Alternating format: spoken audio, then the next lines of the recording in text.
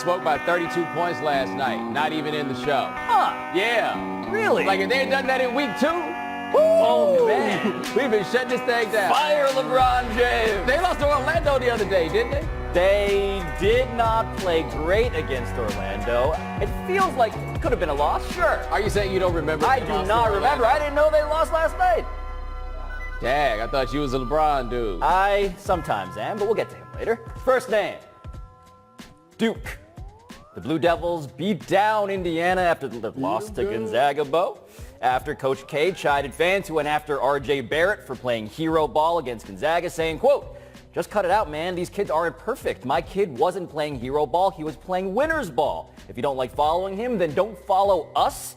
I'll go to war with my guys." End quote. Bo, is Coach K right that fans need to just chill out? I mean, sort of, but not really. Now, one thing about Krzyzewski is this. He may have things to say about these dudes, and the things he might say about them when nobody's around. But he ain't about to let us come out here and say nothing. And he really ain't about to let the crazies do it. He shut them up yesterday when they were calling Romeo Langford overrated, right? However, his guy's a black hole. There's no way around this with RJ Barrett. RJ Barrett is a black hole. You want to know what kind of black hole he is? RJ Barrett has attempted 143 shots this year. That's a lot. He has missed 83 of those shots. Zion Williamson has taken 90 shots in total, right? Barrett's shooting 20 shots a game so far, 26 per 40 minutes. And he's not doing it particularly efficiently. There are questions about him as, he think he Kobe. Yes, and in the black hole's defense, he has not been defiant about this. He went on a group chat with his teammates, apparently apologized for how he played at the end of that Gonzaga game where he was the most gravitational force sucking in all of the oxygen in the room sort of style. But Coach K is also doing something interesting, Bo, because he is recognizing, it seems, that his primary responsibility is not actually to even develop RJ Barrett. It's to keep attracting RJ Barrett and RJ Barretts in the future to want to play for him. Now, I don't know how he would have handled this if he was a four-and-done sort of a player. Would he treat Christian Laettner the same way, or Elton Brand, or Grant Hill, or Shane Battier, any of those guys? All I know is that he knows that his main strength, his main job right now is to recruit, and that seems to be what he's doing in part. Well, I'd say this, that in his entire time there, I think he would have done this no matter who the player was, if the criticism is coming from the outside. From right? us. Even if he agrees with it, right? He's not going to let us be the people who are going to do that. I think that partially you are correct, that he wants to keep those guys, but where I raise the question is, do you want to keep bringing RJ Barrett, or do you want to keep bringing Zion Williamson in here? Because the thing about watching this is Barrett takes 20 and a half shots a game. Zion takes just under 13. That seems like that's a bit skewed, right? So you are right. You want to recruit those guys. But what Cal pulled off at the time at Kentucky, and of course that is slowed down, is he got those dudes to share the ball. This is a team with 3 dudes who take all the shots. I don't know how attractive that is necessarily to people down the line, depending on where you fit in this. Because as good as they are, as talented as they are, what you saw against Gonzaga is you can beat them. Like, they're not indomitable. Yes, they can beat themselves if the distribution of shots is that inequitable. But Zion Williamson now, it's sort of official. He is the #1 pick in this draft. RJ Barrett had an argument, but Zion's the guy. If there's competition, it's that dude from Gonzaga that I'm surprised you haven't talked about, as he is, Rudy Hachimura. Yes, he's not from the Philippines. Next name. Technically. Reuben Foster.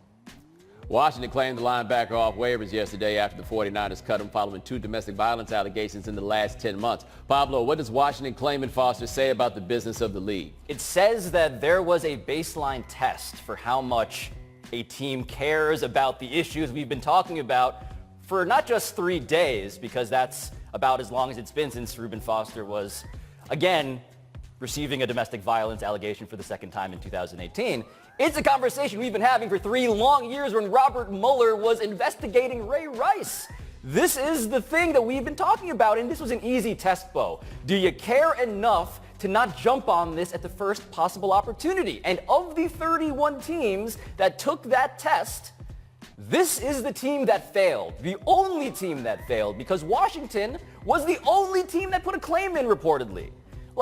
They must have been betting that other teams would have been as craven as they were in this instance, but it turns out that because they failed, the league also kind of failed, because from the outside, that seems to be the perception. Yeah, and it does seem to be craven, though I think a not so much better but worth considering option is they're doing the same thing the 49ers did. They're crossing their fingers and they're hoping for the best. Like I was reading a story in Athletic about this. I think David Lombardi wrote it. And one thing I think is worth noting here, the 49ers seem to legitimately believe that the first allegation was made up. Like, from their perspective, they're not looking at it as though, hey, man, maybe he did this and maybe we can get away with it. They seem to think that he was done wrong in that first time. When the second thing came around, then it's like, yo, we just can't keep getting surrounded by this trouble. With Washington, however, did they have the time to do enough investigating to come to a real conclusion as to whether or not they think there's some merit to these allegations? It has been reported that only the Eagles called the cops in Tampa to find out what was behind this. No, they are crossing their fingers and hoping this works, because if this works, they got a really, really, really good player. That's the game they're playing, but don't think they don't care. Bruce Allen ain't put his name on this, okay? A move of this magnitude, the guy that's in the seat that Bruce Allen's in the personnel game, he's going to be the one to put his name on the statement. No, they put Doug Williams' name on that statement. Doug Williams' name was all over that statement. The statement was fairly nonsensical in terms of the research they allegedly did, the fact that they're counting on the fact that his former teammates at Alabama and friends of his are on the team. That would somehow be a solution to this. It is not. But the other report that I found interesting was, in fact, in the Washington Post, saying, seemingly from someone with intimate knowledge of the Washington football team, that Bruce Allen was the guy. That it was not other people, that this was not unanimous, that Bruce Allen, in fact, is the name that should be on the statement. Of course, it would have to be. I mean, like, to make a move like this, to bring this dude in under those circumstances, you have to have the clout of Bruce Allen in order to make this happen. But remember this, man. This team brought Junior Gillette in under fairly similar circumstances a few years ago, and Gillette ultimately got a 2-game suspension for a domestic violence incident. Tore an Achilles, didn't play the first year. They brought him back in for the second. Like, they've made the call on this, and their call is the general public doesn't care, so why should we? Yep. For them, it's a market inefficiency, however terrible that is. Last name. Ben Roethlisberger. The Steelers quarterback critiqued multiple teammates on his weekly radio show yesterday, including Antonio Brown, saying that he should have flattened his route over the middle on a goal line interception in the final minutes of the game. Was it out of bounds, Bo, for Ben to go after his teammates so publicly? Look, man, I wish that the Steelers would find a way to hire Hugh Jackson. Therefore, no one would ever be at fault for anything, right? Because if the same way Hugh Jackson had explanation for every problem in Cleveland that did not involve him, this has been Ben Roethlisberger since 2004. It is never his fault. But what is interesting here is he did a lot of it's Antonio Brown's fault on this one. He threw that interception to the big fat dude over the middle at the end of the game. Yes. He blamed Antonio Brown for not running a flat enough route. He said he wished they would have called 4 fade passes to Juju Smith-Schuster. He said that Juju was basically his #1 receiver right now. What the hell are you doing, man? Are you new here? Well, he also said when asked who's your #1 receiver, he named a bunch of other guys too. Juju, Ryan Switzer, James Conner. Who he didn't name was another guy, because he did name Antonio somewhere in there. He did not name James Washington, who was the guy that he also criticized in this radio show setting for not committing to his hands, for not trusting his hands and catching the ball. And Big Ben has been out here doing this, but over the last year or so, Bo, we have seen his insecurity as an aging quarterback sort of rear its head. He said at the end of last season, maybe I'll retire, maybe I won't. When they drafted Mason Rudolph in the 3rd round, and he said, I'm not going to tutor this kid. Big Ben has always been an unlikable guy and a proudly unlikable guy, but now we're seeing him at the end or near it, and that guy truly doesn't give a bleep. What difference is this between him and any other time? Like, apparently he's been an aging quarterback since he was 22 years old. I don't know why we need to put this in the context of time. This is who he is. This is always how he's gotten down. But the thing is, he's been so good for so long that you just have to live with it. Now I think he's at a place in his career. He's putting up big counting stats, right? He still does that. Yep. And he's good considering how old he is, and that team is very good.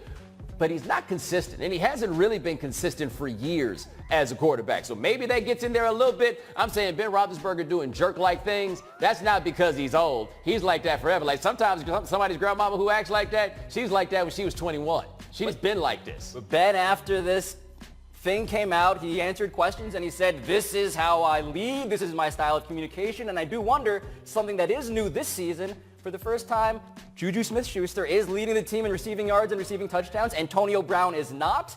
I don't know if Big Ben and AB are tight like that, but that seems to be one of the open wounds maybe that he is putting his finger in, saying, look at how much harder my job is this year for all of these reasons that have nothing to do with me. Yeah, your job's so hard. You throw the ball to Antonio Brown and Juju Smith-Schuster. That's going to work. It's tough. Coming up next, just how long does LeBron want to play?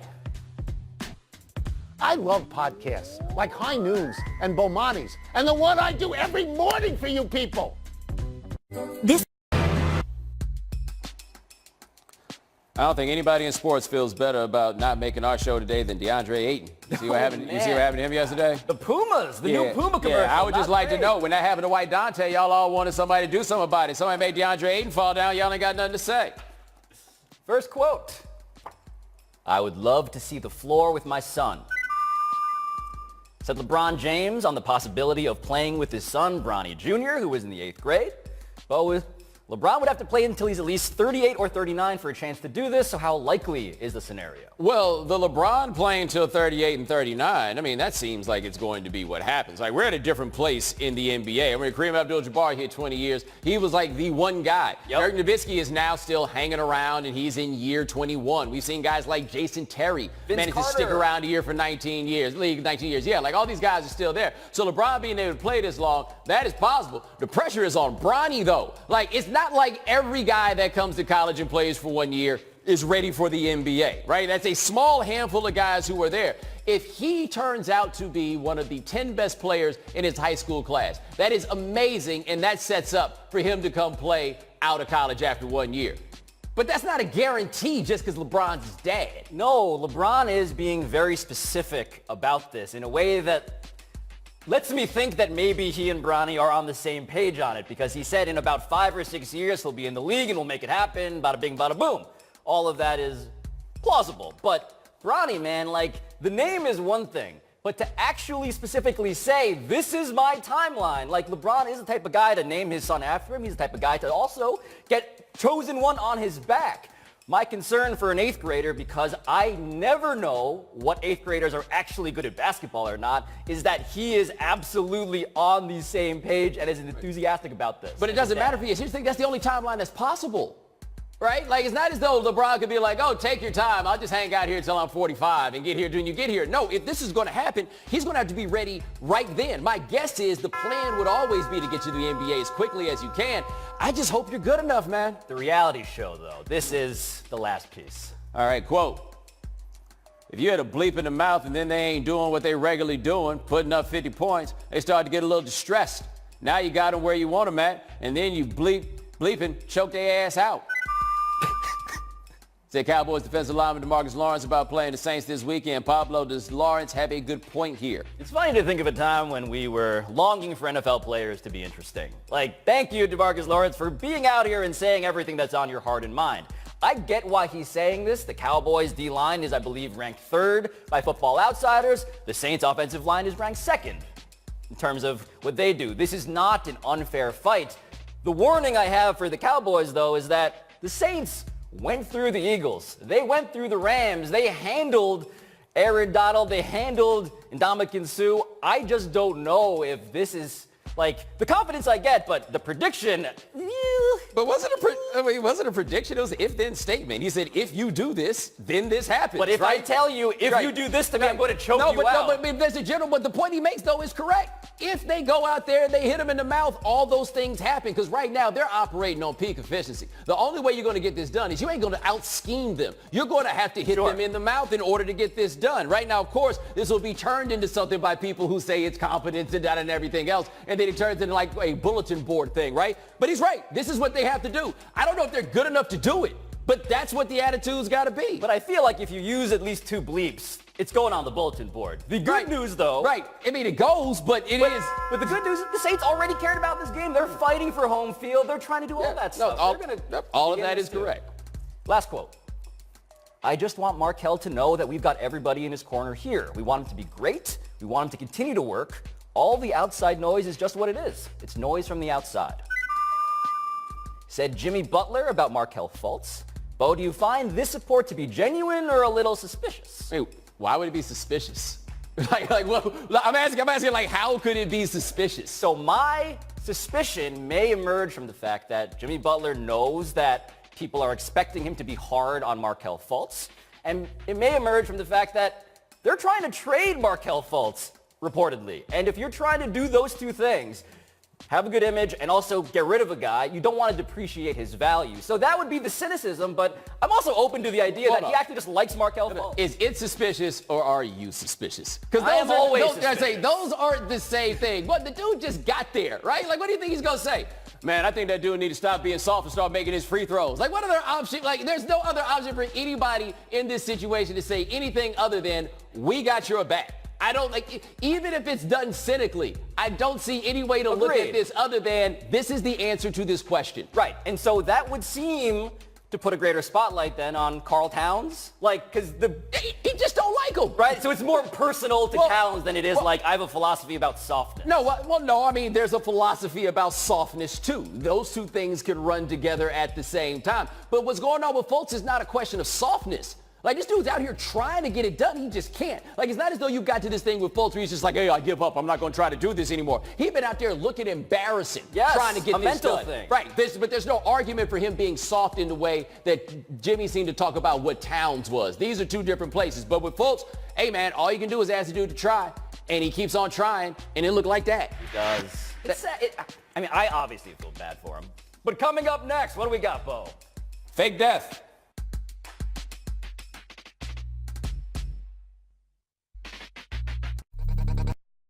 Did anybody get around to caring about that golf thing that Tiger and Phil did? Yeah. Did that happen? Phil won. Yeah, and they accidentally gave it away for free. Yeah. Oh, yeah. Yeah. Well, my dad took advantage of that, by the way. Thanks to all you guys for making that free at the very end. He appreciates it.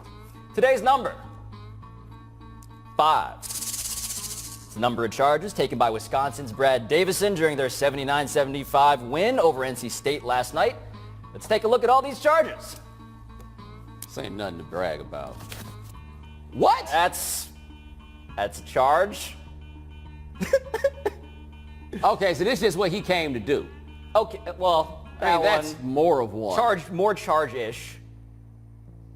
Oh, this is the game. So this is man. A 3-point game. Have some self-respect. Like, that's the worst thing about this, man. Look how happy he is. That's my problem. Have some self-respect. View yourself as an actual real live basketball player and try to go out there and move and play basketball as opposed to thinking that you just got to go out there and get in the way. You are better than just getting in the way. So I agree that people are exploiting the block charge rule in college sports. It is a main reason why the sport is substandard to the NBA. Oh, he did free arm him on that one.